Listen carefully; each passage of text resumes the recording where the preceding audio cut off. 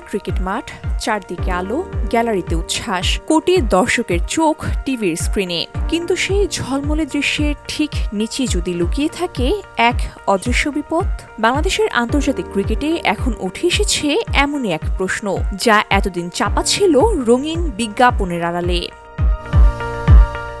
Home series মানেই মাঠ জুড়ে ঝলমলে বিজ্ঞাপন, বিশেষ করে উইকেটের দুই প্রান্তে বসানো ম্যাট বিজ্ঞাপন, যেগুলো কোটি টাকা আয়ের অন্যতম উৎস।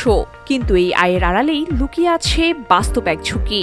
সনাতন পদ্ধতিতে এখনও পেরেক ঠুকে বসানো হচ্ছে এই কার্পেট, আর সেই পেরেকই হয়ে উঠছে সম্ভাব্য বিপদের কারণ। সম্প্রতি বাংলাদেশ নিউজিল্যান্ড সিরিজের তৃতীয় ওয়ানডেতে এমন এক ঘটনা ঘটে। ফিল্ডিং করার সময় হাত কেটে যায় নাহিদ রানার, সেলাই নিতে হয়েছে টিটেনাস। আঘাত গুরুতর না হলেও প্রশ্ন উঠছে, আরও বড় কিছু হলে তার দায় কে নিত? প্রতিটি বোলিং প্রান্তে একাধিক বিজ্ঞাপন বসাতে ব্যবহৃত হচ্ছে অসংখ্য পেরেক। একটি পেরেকও উঠে এলে ঘটতে পারে বড় ধরনের দুর্ঘটনা।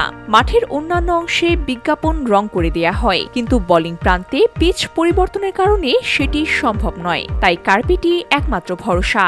আইসিসির গাইডলাইনে বলা আছে, ফ্ল্যাট হেডেড পেরেক বা লুকোনো পকেট সিস্টেম ব্যবহার করতে হবে, যাতে খেলোয়াড়দের নিরাপত্তা নিশ্চিত হয়। কিন্তু বাস্তবতা হলো, বিশেষ করে চট্টগ্রামের এই নিরাপত্তা ব্যবস্থা পুরোপুরিভাবে মানা হচ্ছে না বলেই অভিযোগ উঠছে। বিশ্বের অনেক ক্রিকেট বোর্ড ইতোমধ্যেই ঝুঁকি কমাতে প্লাস্টিক পিন, লাইলন পিন কিংবা স্টিকার ব্যবহার করছে। আর সবচেয়ে আধুনিক সমাধান হলো ভার্চুয়াল বিজ্ঞাপন। আইপিএল সহ একাধিক লিগে এখন সফটওয়্যারের মাধ্যমে বিজ্ঞাপন দেখানো হয়। বাস্তবে মাঠে কিছুই থাকে না, ফলে আয়ও বাড়ে, নিরাপত্তাও নিশ্চিত হয়। আধুনিক এই ক্রিকেট ব্যবস্থার মধ্যে দাঁড়িয়ে আজ প্রশ্ন উঠছে, বাংলাদেশ ক্রিকেট বোর্ড কবে এই পথে হাঁটবে? নিরাপত্তা ব্যবস্থার দায় সত্যিই কি পেরেকের উপরে ছেড়ে দেয়া যায়?